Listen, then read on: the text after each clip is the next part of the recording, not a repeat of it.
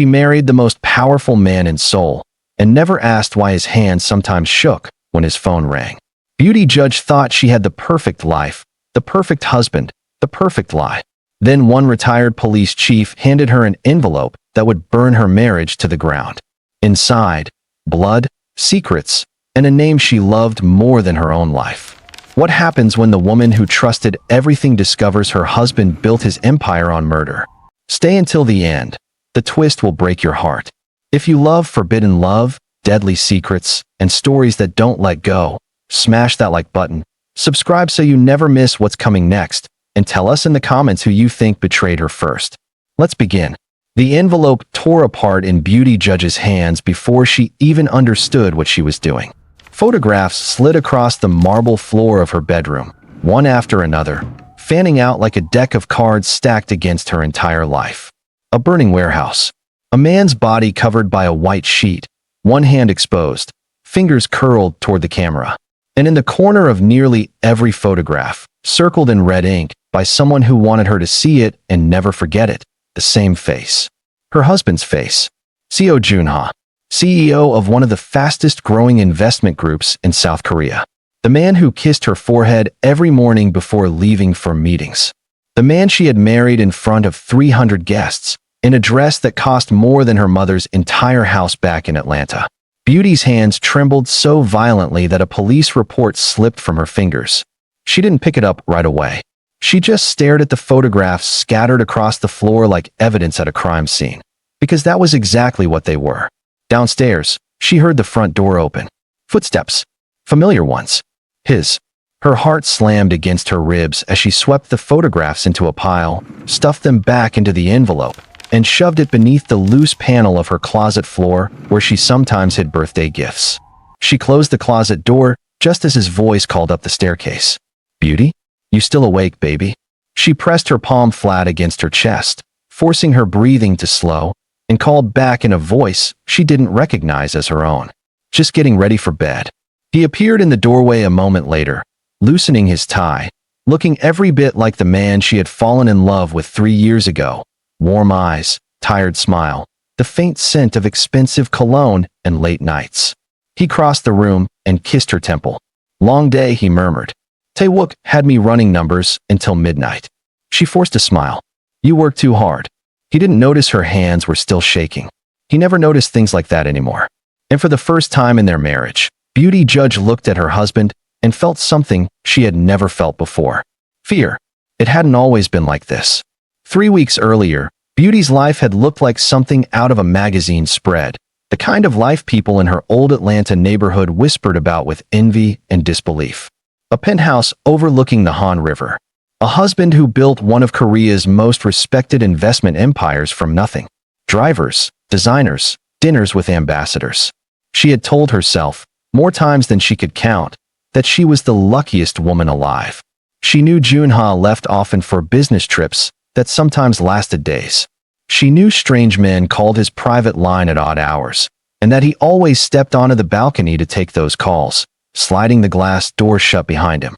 She knew there were meetings he never explained, men he introduced only by surname, silences that fell over a room whenever she walked in unannounced.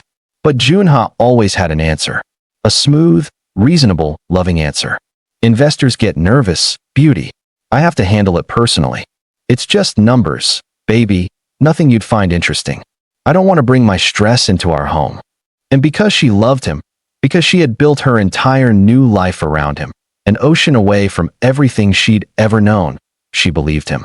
Every time. Until the charity gala. It was hosted at the Grand Hyatt, all crystal chandeliers and string quartets. The kind of event where Beauty wore a green silk gown and shook hands with people whose names she'd forget within the hour.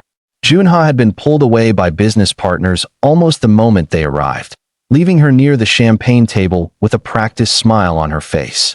That was when the old man approached her. He moved slowly, leaning slightly on a cane he didn't seem to need, his eyes sharp despite the silver in his hair. He stopped in front of her and studied her face the way a man studies something he has thought about for a long time. "Mrs. Seo," he said, "you don't know me. My name is Han Suk-min. I used to be the chief of police for this district." Beauty extended her hand out of habit. It's nice to meet you, Chief Han. His grip was firm, his eyes steady. I wish I could say the same circumstances were pleasant ones. He glanced toward the crowd where Junha stood laughing with two businessmen, champagne glass raised. You are a very intelligent woman. I can see it in your eyes. So I will not waste your time with riddles. Beauty's smile faltered. Excuse me. You are living with a lie, Mrs. Seo, Han said quietly. A dangerous one. And the longer you stay blind to it, the more danger you put yourself in. She laughed, the kind of laugh people use to push away words they refuse to believe. I think you have me confused with someone else. I don't.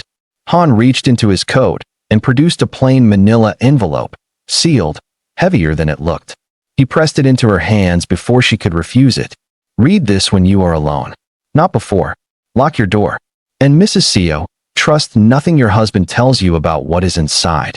Before she could respond, he turned and disappeared into the crowd, leaving her standing there with her heart pounding and a stranger's warning burning in her hands. She didn't open it that night. She told herself it was nonsense, the bitter ramblings of a retired cop with nothing better to do. But the envelope sat in her purse like a stone, and 3 days later, alone in their bedroom, while Junha worked late, curiosity finally beat fear. That was the night the photographs spilled across her bedroom floor. That was the night her perfect life ended, even though no one around her seemed to notice it yet. For 2 days, Beauty said nothing. She moved through her marriage like a woman wearing a mask, smiling at breakfast, laughing at his jokes, lying beside him at night, while her mind replayed every photograph, every red circle, every name she didn't recognize attached to crime scenes she'd never heard about on the news. She told herself it had to be fabricated. Junha donated to children's hospitals. He cried at his mother's gravesite every year on her birthday. Men who ran criminal empires didn't do things like that, did they? She found Han's number scrawled on the back of the envelope and called him from a payphone outside a coffee shop, too paranoid to use her own cell. You're lying, she said the moment he answered, before he could even greet her. Whatever you think you know about my husband, you're wrong. Mrs. Seo. Han's voice was calm, almost gentle. I understand this is difficult. Don't patronize me. Her voice cracked despite her effort to sound strong. You handed a stranger photographs of dead bodies and expect me to just believe my husband is some kind of criminal? Based on what? Old grudges from your glory days as chief. Based on 15 years of investigation that powerful men made disappear, Han said, his tone hardening just slightly. I am not asking you to believe me blindly, Mrs. Seo. I am asking you to look, truly look, at his company's finances, at the men who surround him, at the businesses that exist on paper but nowhere else. If I am wrong, you will find nothing, and you can go back to your life and forget this conversation ever happened. And if you're right, his silence stretched long enough that she nearly hung up. Then I pray you find the truth before it finds you, he said finally, and ended the call. She should have ignored him. She told herself that for an entire week. But doubt is a quiet thing, and once it takes root, it grows in directions you don't expect. She started small, logging into the household financial portal she rarely touched, the one Junha managed but had once, in a moment of carelessness, given her access to just in case. She found shell companies registered under his name that didn't appear on any of the public investor materials. Wire transfers to accounts in the Cayman Islands. A logistics company that, according to its own website, employed 12 people but moved enough cargo through Incheon port to require a fleet 3 times that size. Her stomach turned colder with every discovery. Then came Yoon Se-ra. Beauty had heard the name before. Junha's former fiancée. A woman he'd been engaged to years before Beauty entered his life. A relationship that had ended, according to Junha, amicably, a long time ago. She approached Beauty outside a boutique on Cheongdam-dong, dressed impeccably, her smile sharp enough to cut glass. You're more beautiful in person, Se-ra said, looking her over the way one studies a competitor. I can see why he chose you. American women don't ask as many questions, do they? Beauty's spine straightened. I don't think we have anything to discuss. Don't we? Se-ra tilted her head. I was engaged to Junha for 2 years, Mrs. Seo. I know exactly what kind of man he is. The version he shows you. The charming CEO, the loving husband. That's the version he shows everyone, right up until it's too late. She leaned closer, her voice dropping. Ask him about his father sometime. Ask him what really happened to the man before him. Before Beauty could respond, Sarah walked away, leaving her standing on the sidewalk with her pulse hammering in her ears. That night, Beauty called Amaris. Amaris Bennett had been her best friend since college, long before Seoul, long before Junha, long before any of this. Now she was an investigative journalist based in New York, the kind of woman who chased corruption stories the way other people chased promotions. Beauty, slow down. Amaris said over the video call, her brow furrowed as Beauty's words tumbled out in a frantic rush. Start from the beginning. Who is this Chief Han? Beauty explained everything. The gala, the envelope, the photographs, the financial records, Sarah's warning. Amaris listened in silence, her journalist instincts visibly sharpening with every detail. Send me everything you have, Amaris said finally. Every document, every name, every account number. If even half of this is real, Beauty, you are not just married to a businessman. You're married to something a lot more dangerous. Don't say that, Beauty whispered. I'm not trying to scare you. Amaris's voice softened. I'm trying to protect you. Let me help you find the truth before you have to live the rest of your life not knowing it. Together, working across continents and time zones, they began pulling threads that Junha had spent years carefully tucking out of sight. Amaris had contacts, sources who'd covered organized crime in East Asia for over a decade. One by one, they confirmed names from the photographs. Men who had vanished after testifying against shipping conglomerates. A judge who ruled favorably on a case involving Junha's company months before retiring abruptly to an unknown location. A pattern emerged, ugly and undeniable, stitched together by money, silence, and fear. It's real, Amaris finally told her, over a call that lasted past 3 in the morning Seoul time. Beauty, I'm so sorry. It's all real. Beauty sat on the edge of her bathtub, phone pressed to her ear, and cried for the first time since the gala. Not loudly, not the way grief is supposed to look in movies, but quietly, the kind of crying that comes from somewhere deeper than tears can reach. She confronted him 3 nights later. She'd rehearsed the words 100 times, but when Junha walked through the door, loosening his tie, smiling at her like nothing in the world was wrong, every rehearsed sentence dissolved. Who is Chief Han Sukmin? She asked instead, her voice flat. Junha froze for half a second, barely noticeable, but Beauty had spent 3 years learning every micro-expression on that face, and she caught it. Where did you hear that name? His tone had shifted, careful now, measured. Answer the question, Junha. He's nobody. A retired cop with a grudge from years ago. He set his briefcase down, too casually. Why are you asking about him? Because he handed me an envelope at the gala with photographs of you standing near a body, Junha. Her voice cracked on his name. Because I found accounts under your name that don't exist anywhere in your company's records. Because your ex-fiancé stopped me on the street to tell me to ask you about your father. Junha's expression hardened into something she'd never seen directed at her before. Not anger, exactly, but a kind of cold calculation, like a man recalculating a risk. You shouldn't have gone digging, he said quietly. That's it. Beauty's voice rose, disbelief sharpening into fury. That's all you have to say to me? I'm not asking you to dig, Junha. I'm asking you to be honest with your wife. You don't understand what you're playing with. His jaw tightened. There are things about my world that you were never meant to see. I built walls around you for a reason, Beauty. To protect you. Protect me from what? She demanded. From the truth about the man I married. He didn't answer. And in his silence, Beauty understood, with a clarity that hollowed her chest, that everything Han had given her was real, and her husband had no intention of denying it. Han found her 2 days later, sitting alone in a quiet cafe far from the parts of Seoul where anyone might recognize her. He sat across from her without asking permission, folding his hands on the table. You confronted him, he said. It wasn't a question. How did you know that? Because men like Junha don't survive by leaving loose ends, Han said. And you, Mrs. CO, became a loose end the moment you started asking questions. Beauty stared at her untouched coffee. Tell me everything. All of it. I'm done with half-truths. So Han told her.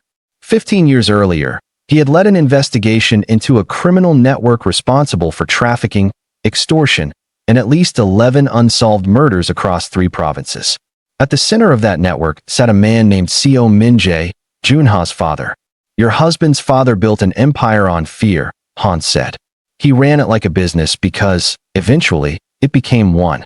Legitimate companies as fronts. Politicians on his payroll. Judges who owed him favors they couldn't refuse. Han's eyes darkened. I spent 6 years building a case against him. Witnesses. Financial records. Confessions from men desperate enough to talk. And in one night, it all disappeared. Files erased. Witnesses gone silent or gone entirely. My superior told me to drop it, that the case was compromised beyond repair. I refused. What happened? I was forced into early retirement. Quietly. No scandal, no explanation, just gone. Han's hands tightened on the table. Min-jae died 8 years ago. Heart failure, officially.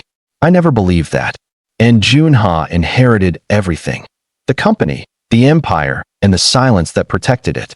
Beauty's stomach turned. So Junha didn't build this himself. No, Han said. He inherited a kingdom built on blood, and he has spent years making sure it looks clean from the outside. But you cannot inherit that kind of power, Mrs. Seo, without inheriting its enemies as well. There was something else, Han admitted, something he had only recently confirmed himself. He reached into his coat and slid a faded photograph across the table, a much younger version of himself standing beside a man Beauty recognized instantly from the photographs on her parents' mantelpiece back home. Her father. Where did you get this? Her voice came out barely above a whisper. Your father worked for an international anti-trafficking task force in the early years of his career, before you were born, Han said. His work crossed paths with the same network I was investigating. He flagged shipments out of Incheon port that led directly back to Min-jae's organization. Han's expression softened, just slightly. You did not marry into this world by accident, Mrs. Seo. Whether you believe in fate or not, your path and Junha's were connected long before either of you knew the other existed. Beauty sat in stunned silence, the weight of it pressing down on her chest like something physical. Her father had died of a sudden illness when she was 19, or so she'd always believed. Now even that certainty cracked beneath her. I need to know everything, she said finally. About my father. About all of it. You will, Han promised. But not all at once. Some truths need to be earned, Mrs. Seo, the same way trust does. When Beauty returned home that night, she found Junha sitting in the dark living room, a glass of whiskey untouched in his hand, his eyes hollow in a way she'd never seen. I know about your father, she said before he could speak. I know what he built. I know what you inherited. Junha's jaw tightened. Then you know I never had a choice. Everyone has a choice, Junha. Her voice trembled with restrained fury. You chose to marry me without telling me the truth. You chose to let me build a life on top of a lie. That was a choice. I was trying to give you a normal life. His voice rose for the first time, raw and frustrated. Do you think I wanted this for you? For us? I wanted you far away from all of it. Then you should have let me go, Beauty whispered, tears finally breaking free. Instead, you let me fall in love with a man who doesn't exist. She packed a bag that night and left for Amoris's rented apartment across the city, ignoring every call that lit up her phone until well past midnight. Their marriage, 3 years in the making, cracked wide open in a single conversation.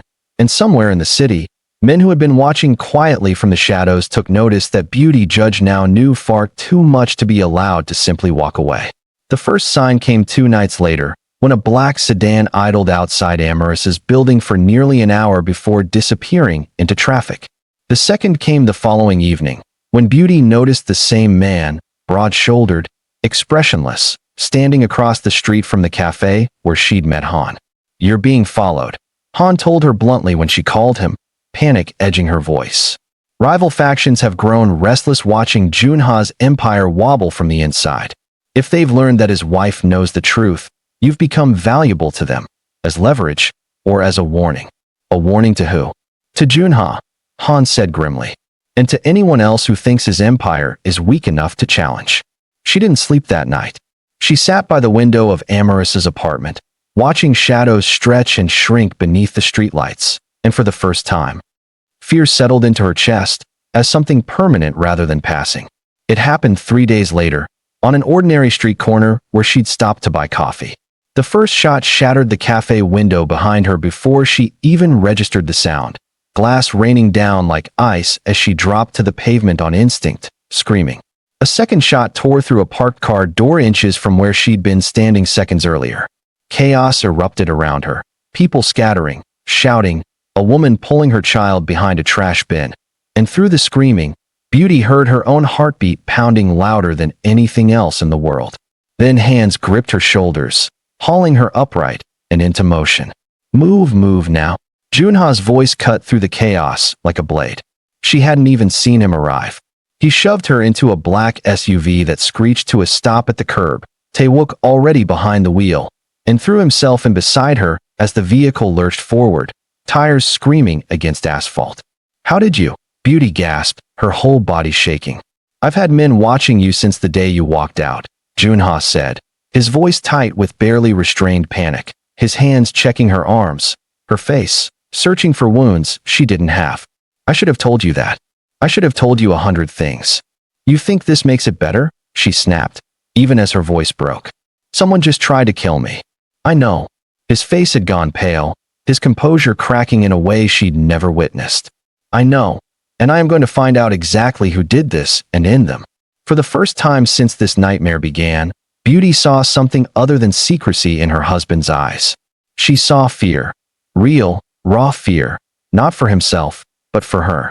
They didn't speak again until they reached a safe house on the outskirts of the city, a modest apartment stripped of anything that might connect it to Junha's name. Taewook posted himself outside the door without a word. You can't go back to Amarys's apartment, Junha said, pacing the small living room. Not until I know who ordered this. And what about my life, Junha? Beauty sank onto the couch, exhaustion and terror finally collapsing into each other. I can't just disappear into hiding because your past finally caught up to both of us. I'm not asking you to disappear. He stopped pacing, kneeling in front of her, his hands hovering uncertainly before finally resting on hers. I'm asking you to survive long enough for me to fix this. Please, Beauty. Whatever happens between us, whatever you decide once this is over, I need you alive to decide it. Something in his voice, stripped of every carefully constructed lie, reached through her anger and touched the part of her that still loved him despite everything. She didn't pull her hands away. I hate that I still trust you, she whispered. I know, he said quietly. I hate that I gave you reason not to. Working alongside Han and Amarys from the shadows, while pretending to the outside world that nothing had changed, Beauty and Junha began untangling who exactly had ordered the attack. It didn't take long for the truth to point somewhere neither of them expected. Han arrived at the safe house 3 nights later, his expression grave, a tablet in his hand displaying financial transfers he'd spent days tracing. Taewook, Han said without preamble. Junha's face went rigid. That's impossible. Taewook has been loyal to my family for 15 years. Loyal men make the most dangerous traitors, Han said, turning the tablet toward him. These transfers originate from a shell account linked to your lieutenant. Payments to the same group responsible for the shooting. He's been quietly building alliances with rival factions for over a year, Junha. He intends to seize your empire the moment you're either dead or discredited. Junha stared at the screen in stunned silence, betrayal settling over his features like a slow-falling shadow. He was at my father's funeral. He held my mother's hand when she collapsed at the grave. And now he's preparing to bury you beside them, Han said grimly. Beauty watched her husband absorb the second great betrayal of his life in the span of a single conversation, and despite everything, she felt something ache for him. What do we do? She asked quietly. We move carefully, Han said. Taewook believes he still has the element of surprise. We use that against him. He hesitated, something unreadable crossing his face. But there is something else I need to do first. Something I should have done years ago. What is it? Junha asked. I've spent 15 years gathering evidence against your father's organization, Han said. Bank records. Witness testimonies I protected in secret. Names of every official who took bribes to bury this case. I intend to release it all, to the press, to international authorities, to anyone who can no longer be silenced. That evidence could destroy everyone connected to this family, Junha said slowly. Including me. Yes, Han said simply. It could. Then why help us at all? Beauty asked. If your goal has always been justice, why hand us a warning instead of going straight to the authorities the moment you met me? Han's gaze settled on her, something old and tired in his eyes. Because justice without context is just another kind of cruelty, Mrs. Seo. I needed you to understand the truth before the world burned it down around you. I owed someone that much." Before she could ask what he meant, Han gathered his things and turned toward the door. "Be careful tonight," he said. Tae-wook will not wait much longer to act. Han never made it home. The call came just after midnight.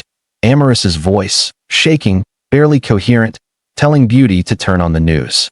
Footage showed a black car engulfed in flames on a quiet residential street. Emergency vehicles flooding the scene. A reporter's voice grim and clinical as she described an apparent targeted attack on a retired police official. Beauty didn't remember dropping the phone. She didn't remember screaming. She remembered Junha's arms wrapping around her as her knees gave out, his own face white with shock, both of them collapsing into grief for a man who had upended both their lives to save them. He knew. Junha said hoarsely, staring at the television. He knew this might happen, and he did it anyway. He didn't die for nothing, Beauty said through tears, her voice trembling but resolute. He sent the evidence before he died. Amoris already has it. We finish what he started. Junha looked at her, grief and resolve warring across his face. Then we finish it together. If you're still here, hit that subscribe button right now, because the next part of this story is where everything explodes. Betrayal, war, and a truth that will change everything you think you know about Beauty and Junha. Drop a comment telling us what you think Tae-wook's next move will be. Now, let's continue. Tae-wook struck within 48 hours of Han's death. Exactly as Han had predicted, he would once he believed his enemies were grieving and unguarded. Gunfire erupted across two of Junha's primary business locations almost simultaneously, coordinated, brutal, designed to cripple the empire's infrastructure in a single night. Loyal men fell defending warehouses and offices that had stood untouched for years. Tae-wook, finally stepping fully into the light, declared himself the rightful successor to an empire he claimed Junha had grown too weak and too distracted to protect. He's making his move publicly now, Junha said grimly, watching security footage of the chaos unfold on multiple screens inside a heavily guarded penthouse he'd hastily converted into a command center. He wants the other factions to see him take control by force. He wants their respect through violence. Then we take that respect away from him, Beauty said, surprising even herself with the steel in her voice. Weeks of fear and grief had hardened into something sharper, something that refused to simply hide and hope for survival anymore. Amoris already has Han's evidence ready to publish. If we expose Tae-wook's betrayal publicly, the murders, the bribes, the rival alliances, before he can solidify his takeover, his own allies will turn on him out of self-preservation alone. Junha studied her for a long moment, something like awe breaking through the exhaustion on his face. When did you become this fearless? The moment someone shot at me on a street corner over a coffee run, Beauty said flatly. I don't have the luxury of being afraid anymore, Junha. Not if I want to survive this. He reached for her hand, and this time, she let him hold it. The plan moved quickly. Amoris, working from a secure location with international press contacts Han had trusted before his death, prepared to release the evidence simultaneously across multiple outlets. Financial records, witness testimonies, documentation of bribed officials, and clear evidence implicating Tae-wook's betrayal and his ties to the attack on Beauty. But Tae-wook had spies of his own. He arrived at the penthouse just hours before the evidence was set to go public, flanked by a dozen armed men, his expression cold with the particular calm of a man who believed he had already won. You should have stayed in hiding, Junha, Tae-wook said, stepping into the room as if he already owned it. It would have been easier for everyone. Easier for you, you mean? Junha said, positioning himself between Tae-wook and Beauty without seeming to think about it. 15 years of loyalty, Tae-wook. Was all of it a lie? Loyalty. Tae-wook laughed, bitter and sharp. I built half of this empire in the shadows while your father got the credit, and I built the other half while you played CEO in your tailored suits, pretending the blood beneath this company didn't belong to men like me who actually did the work. His eyes flicked to Beauty. And then you brought an outsider into our world and let her tear apart everything I spent years protecting. She didn't tear anything apart, Junha said coldly. You did that yourself the moment you decided betrayal was easier than loyalty. Tae-wook's men raised their weapons in unison, And for a terrifying, suspended moment, Beauty believed this was where it would all end. In a penthouse overlooking a city she'd come to call home, surrounded by men who valued power over every life in that room. Then the doors burst open behind them. Police flooded the room, shouting commands, weapons drawn, moving with the kind of coordinated precision that left no room for resistance. Tae-wook's men hesitated just long enough for the room to tip entirely out of his control. Amoris released the evidence early. Beauty breathed, relief crashing through her so hard her knees nearly buckled. She knew. She must have known he was coming. Tae-wook's composure finally shattered as officers seized his weapon and forced him to his knees. "This isn't over," he snarled toward Junha. "There will always be someone else willing to take what you refuse to fight for." "Maybe," Junha said quietly, watching the man who had once been like family to him being dragged from the room in handcuffs. "But it won't be you." In the weeks that followed, Han's evidence detonated across South Korea's political and criminal landscape like a long overdue reckoning. Officials who had spent decades protecting Junha's father's organization were arrested in a coordinated sweep that dominated headlines for months. Financial networks unraveled. Rival factions, weakened by years of operating in the shadow of an empire now publicly exposed, fell into disarray and infighting, no longer able to hide behind the protection corrupt officials had once provided. Tae-wook's crimes, the murders he'd ordered, the rival alliances he'd built in secret, the attack he'd orchestrated against Beauty, were laid bare in a trial that captivated the nation. He was sentenced to life in prison, his testimony in a desperate bid for leniency implicating dozens of others who had believed their secrets were buried forever. But the evidence didn't stop at Tae-wook. It reached Junha too.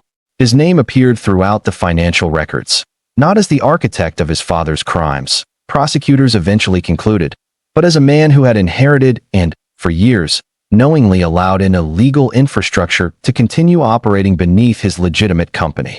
"I won't run from this," Junha told Beauty the night before he turned himself into authorities, voluntarily surrendering financial records that implicated his own complicity in his father's lingering criminal network. "I spent years hiding behind the excuse that I inherited this world instead of choosing it. But I made choices too, Beauty. I chose silence. I chose protection over honesty. It's time I answered for that." Beauty sat across from him, her heart a tangled mess of grief and something that refused to fully let go of love, no matter how much betrayal had tried to choke it out. "What happens to us if you go to prison?" "I don't know," he admitted, his voice raw. "I won't ask you to wait for me, Beauty. You deserve a life built on truth, not a marriage built on uncertainty and bars between us." He reached for her hand one last time. "But I needed you to know. Everything I felt for you was real. The only lie was the silence I wrapped around it." She didn't answer him that night. She simply held his hand and let herself grieve the life they might have had if honesty had come first. The morning after Junha surrendered, drowning in grief and unanswered questions, Beauty returned to the apartment she'd once shared with Han's warnings still echoing in her mind. Some truths need to be earned. She found a sealed envelope waiting among her belongings, delivered by a lawyer who explained it had been left in his care by Chief Han Suk-min, with instructions to deliver it only after his death. Her hands shook as she opened it, memories of that first envelope at the gala rushing back with painful clarity. But this letter held no photographs, no police reports. Just Han's handwriting, careful and deliberate, as though he'd known exactly how much these words would matter. "Beauty, if you are reading this, then I am gone, and you finally know the truth I spent years protecting and fearing in equal measure. 30 years ago, your father saved my life. We worked together briefly on an international task force investigating trafficking routes through Incheon port. During an undercover operation that went wrong, I was cornered by armed men who would have killed me without hesitation. Your father, against every protocol, against every order to stand down, pulled me out of that warehouse and carried me 3 blocks on his own back until help arrived. He never spoke of it again. He simply asked that I live a life worth the risk he took for me. I have spent 30 years trying to honor that promise in whatever way I could. When your father passed, and I learned, years later, that his daughter had married into the very organization that nearly cost me my life decades earlier, I knew I could not stand by in silence. Not again. Not the way I had once been forced to. What I gave you was not revenge, Beauty. It was never about destroying Junha or punishing his family for sins inherited rather than chosen. It was about giving you the one thing your father once gave me, a chance to choose your own path with open eyes, rather than walking blindly into a life decided for you by other people's secrets. You are stronger than you know, stronger than your father ever got the chance to see. Whatever you choose now, to walk away or to rebuild, choose it because it is true, not because it is easy. Thank you for letting an old man finally repay a debt 30 years overdue. Han Suk-min. Beauty read the letter 3 times before the tears finally came, and when they did, they came for everyone, for her father, for Han, for the marriage that had nearly destroyed her, and for the strange, painful gift of truth that had cost so much to deliver. Months passed slowly after that. Junha's trial concluded with a sentence that acknowledged both his complicity and his cooperation. 18 months, reduced for his voluntary surrender and the critical evidence he provided against remaining members of his father's old network. Beauty visited him only twice during his sentence, each visit shorter and more careful than the last, neither of them quite ready to promise anything beyond honesty. She used that time to rebuild herself. With Amaris's encouragement, she returned briefly to Atlanta, sitting at her mother's kitchen table for the first time in years, finally asking the questions about her father that she'd never known to ask before. Her mother, stunned but quietly proud, confirmed pieces of the story Han had given her, fragments of a man who had quietly carried more bravery than his family ever fully understood. Beauty started writing again, something she'd abandoned years before marrying Junha. Small pieces at first, reflections on grief, on inherited secrets, on the particular loneliness of loving someone whose entire life had been a performance. Amaris helped her place a few pieces in independent publications, and slowly, painfully, Beauty began rebuilding an identity that existed outside of being Mrs. Seo. When Junha was finally released, he didn't return to the penthouse, and he didn't ask Beauty to either.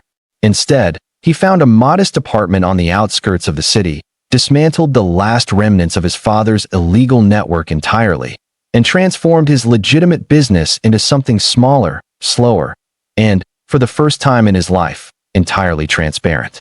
He reached out to Beauty 3 months after his release, not with demands or grand declarations, but with a simple message: I would like to earn back the chance to know you again, if you'll let me. No expectations. Just honesty, finally, the way it should have always been.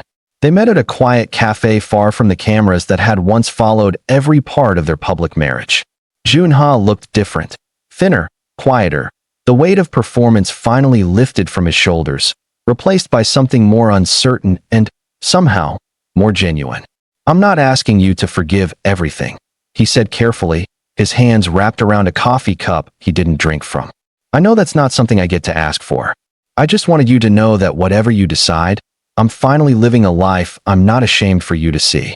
Beauty studied him for a long moment, searching for the practiced charm that had once smoothed over every uncomfortable question, the performance that had built their entire marriage on a foundation of secrets. She didn't find it. What she found instead was a man stripped down to something rawer and more honest than she'd ever known him to be. I'm still angry, she admitted quietly. I don't think that anger disappears just because the truth finally came out. I know, he said. I don't expect it to. But I'm tired of carrying it alone, she continued, surprising herself with the admission. Han gave up everything to make sure I had the truth, Junha. I think the least I can do is figure out what to build with it, instead of just letting it bury me. It wasn't a promise of reconciliation. Not yet. But it was a beginning, slow, cautious, built one honest conversation at a time over the following months. They met for coffee, then dinner, then long walks along the Han River, where Junha finally told her every detail he'd once hidden, about his father, about the choices he'd made out of fear rather than malice, about the years he'd spent convincing himself that protecting her through silence was the same as protecting her through love. It's not the same, Beauty told him one evening, the city lights reflecting off the water beside them.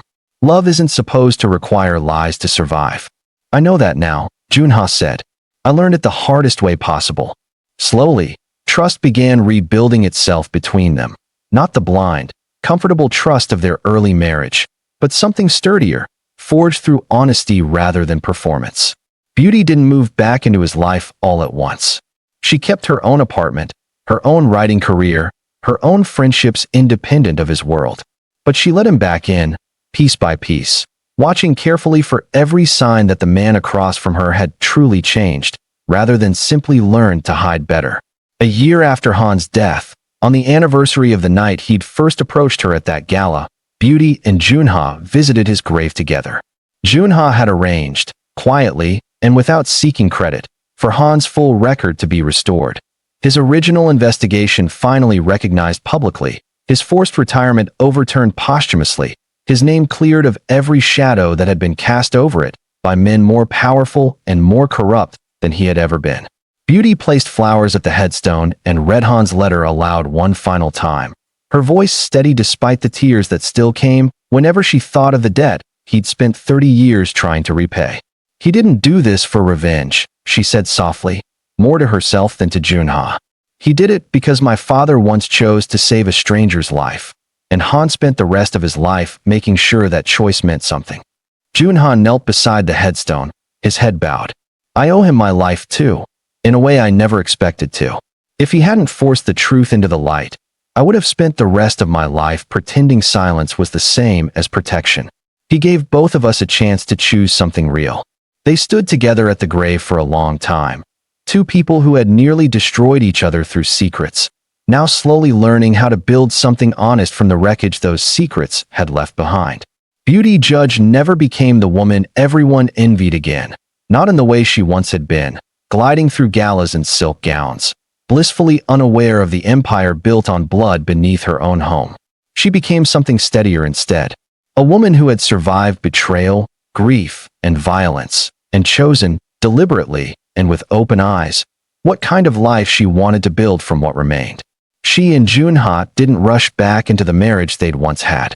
They built something new instead, slower and far more honest, one truthful conversation at a time, refusing to let secrecy take root again in the spaces where trust was still healing. And every year, on the anniversary of Chief Han Sukmin's death, they returned to his grave together, honoring the man who had once delivered a dangerous truth not out of cruelty, but out of a promise 30 years in the making, a debt repaid not with revenge, but with the simple, life-changing gift of letting someone finally see clearly. If this story kept you on the edge of your seat, you know exactly what to do. Hit that subscribe button so you never miss the next gripping story. Smash the like button if Beauty's journey from blind love to fierce truth touched you the way it touched us. And drop a comment below. Would you have stayed and fought for the truth like Beauty did? Or would you have walked away the moment you found that envelope? We read every single comment, so let us know. Thank you for watching until the very end. See you in the next story.